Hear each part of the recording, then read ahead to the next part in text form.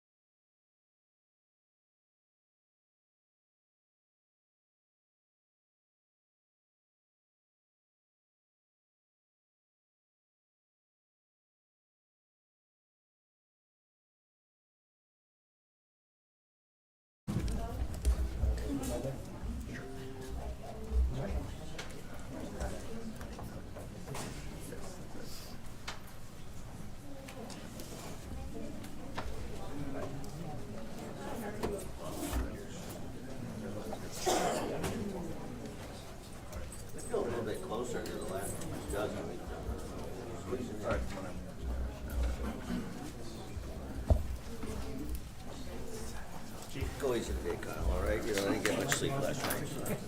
Hey, Mike. I just come on that settlement conference. All right, good afternoon. Thanks for joining us. My name is Mike Benner. I'm the Public Information Manager here at the Portland Police Bureau. By now, you know that a grand jury has indicted Jesse Calhoun on murder and abuse of a corpse charges in connection to the deaths of Charity Perry, Bridget Webster, and Joanna Speaks. We have a number of speakers here this afternoon, including Multnomah County DA Mike Schmidt, as well as Portland Police Chief Bob Day and Sheriff Nicole Morrisey O'Donnell. Following their comments, we'll do some Q&A. I understand that you all probably have a lot of questions. I respect that, but I want to say that we still have a prosecution to come, and we will not jeopardize that. We want justice for these women and their families, some who are in the room today. With that, DA. Thank you, Mike. Today, my office announced a 6-count indictment charging Jesse Lee Calhoun for the murders of Charity Lynn Perry, Bridget Leanne Webster, and Joanna Speaks. I want to acknowledge the families of these women who I got a chance to talk with today, and the deep pain and the grief they're experiencing in this process. This community holds you in our hearts and is here to support you. We're all here to offer our condolences and to share our commitment to bringing justice in these tragic murders.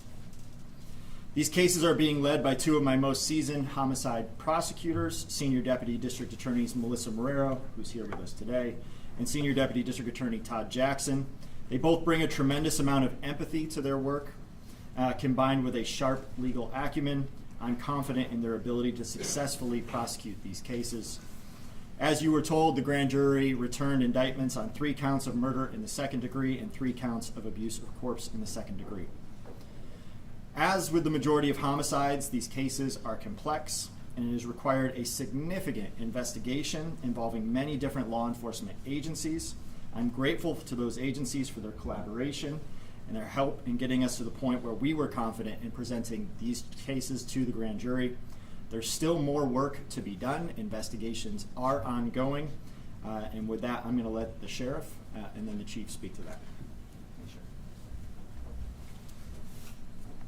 Thank you, DA Schmidt. I'm Sheriff Nicole Morrisey O'Donnell. Today's indictment of Jesse Calhoun marks a significant step toward justice for 3 women, Charity Lynn Perry, Bridget Webster, and Joanna Speaks, their families, and our community. We recognize that until today, there have been many questions and that their deaths have caused fear and anxiety across our area and for the families who have been waiting for answers. We want our community to know that all of us in public safety have been working tirelessly to achieve this result, and that public safety, your safety, was and continues to be our highest priority. We do greatly appreciate the public's patience to reach this point today. And to get to this point, the Multnomah County Sheriff's Office committed an extraordinary amount of resources. We assigned Sheriff's Office detectives to focus on these investigations. These detectives worked alongside the District Attorney's Office, the Portland Police Bureau, and many other law enforcement agencies to ensure the cases are thorough and complete. Understand that this work does not stop here. We remain committed to see these cases through to the end and holding accountable Jesse Calhoun to the fullest extent possible. Thank you. Thanks, Sheriff. Good afternoon. I want to echo some of the same comments we've already heard, specifically to the families and for your loss. It's a tremendous responsibility that we have in the area of public safety to constantly be advocating for the sanctity of life in all that we do. And today is a gratifying day to acknowledge these indictments, but it's also a very somber day.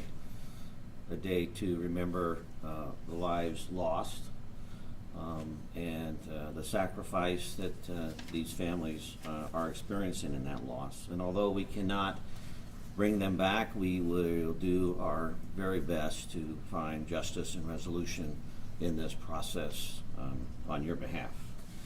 I do want to emphasize and recognize, as already mentioned, the extensive collaboration that went into this investigation.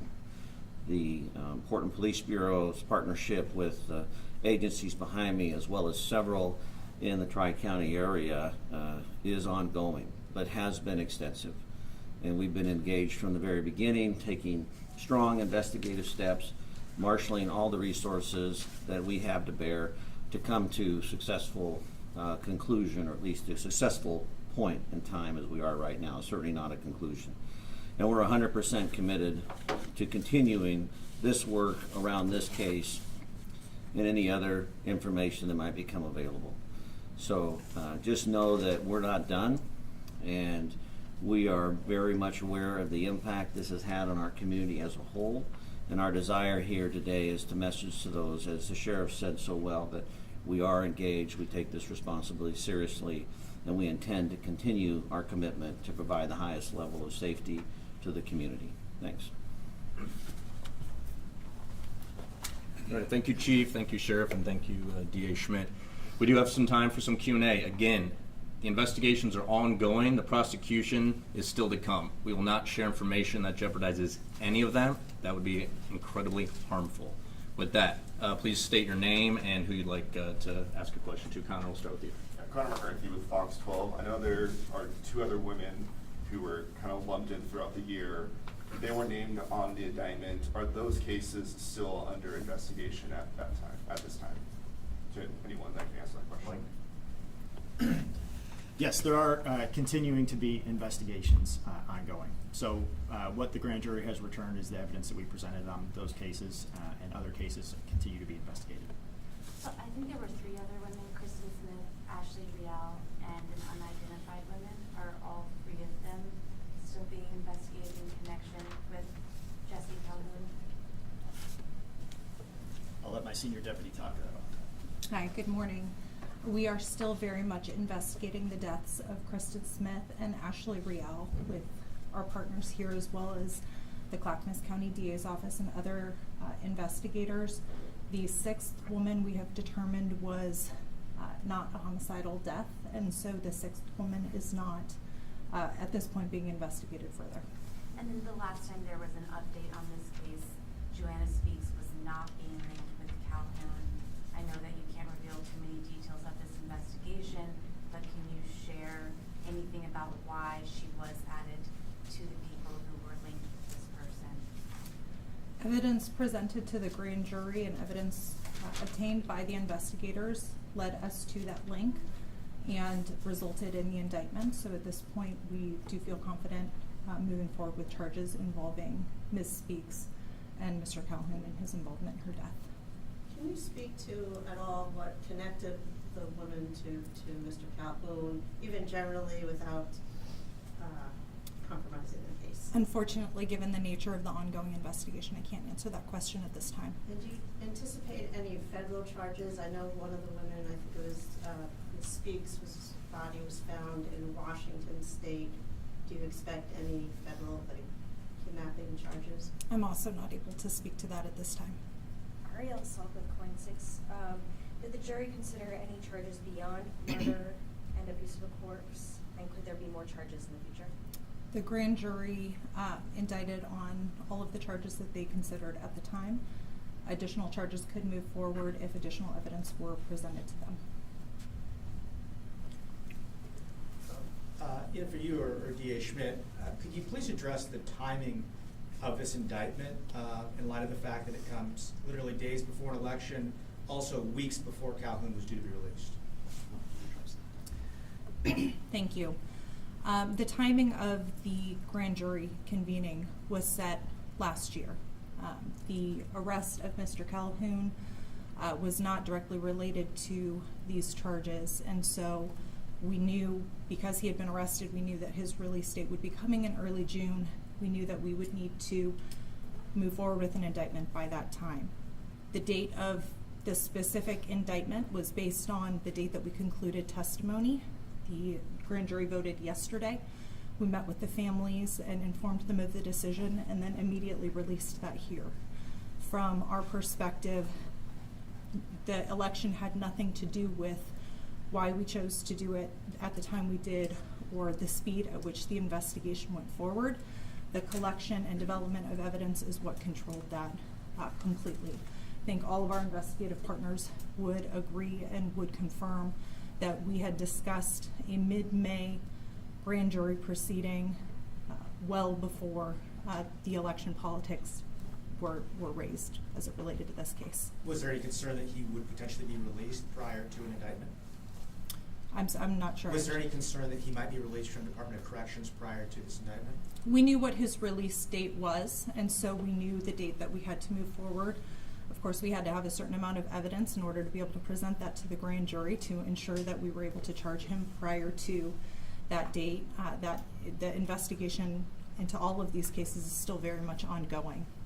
Just to be clear, once his sentence with DOC is finished, where does he go?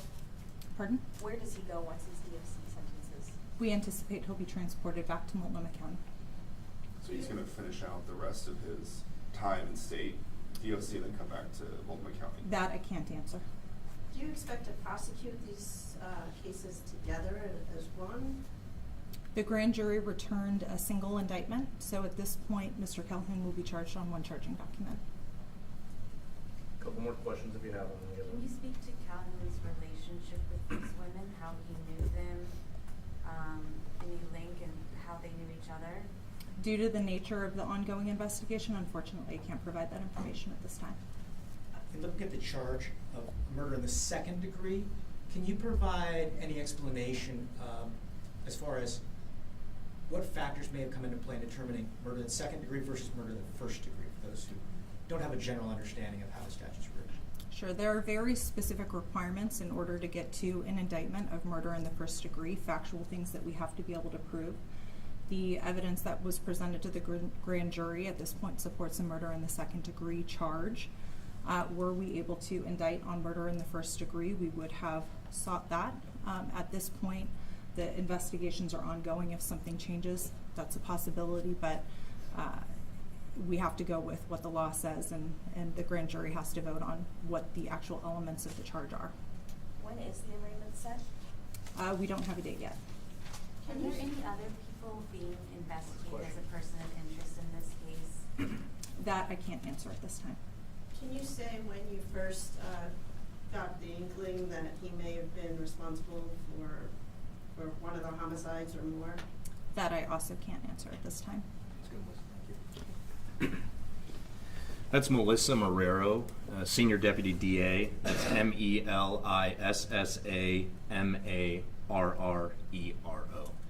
Marrero. Lastly, again, anyone with information about Jesse Calhoun is urged to reach out to our detectives. They are mentioned in the release that went out this morning from the Multnomah County DA's office. With that, I thank you for attending. Appreciate it. I think one of the family members wanted to speak. Oh, she did. Please come forward. And this Oops, is, sorry. pardon, this is Diana Allen and Melissa Smith. Okay. Hello. There's a few things that I wanted to say, and one of the first ones was that it's been very, very frustrating for us families not to have answers. But I've also had to put back in my mind that these people they cared more about justice for charity than they did for my feelings. I have to have a level of respect for that. I do. Second, a lot of the public has felt that nothing has been happening this whole time. And I want to tell you that these detectives have worked so hard, and they have made sure that they knew that we were working. Even though they wouldn't give me the answers, I knew they had answers because they wouldn't give them to me. And then third is just because not all of these girls no, I'll add that. But just because not all of these girls their charges have been brought up yet for the other families does not mean that we aren't still standing beside them. That we're still together the whole way, always. We've done a lot of investigating all year.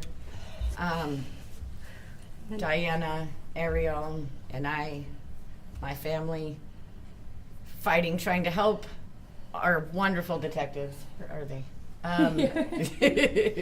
With this case, and since it's still an active investigation for my daughter Kristen Smith and Ashley Riel, that we just keep going. We keep waiting, we keep praying, and stay hopeful. And we know we've got the best of the best with Melissa and our homicide team, so We got this. we stay hopeful that we soon can get justice for them as well. Thank you. Thank you. Thank you all for coming, appreciate it. Sorry, thank you.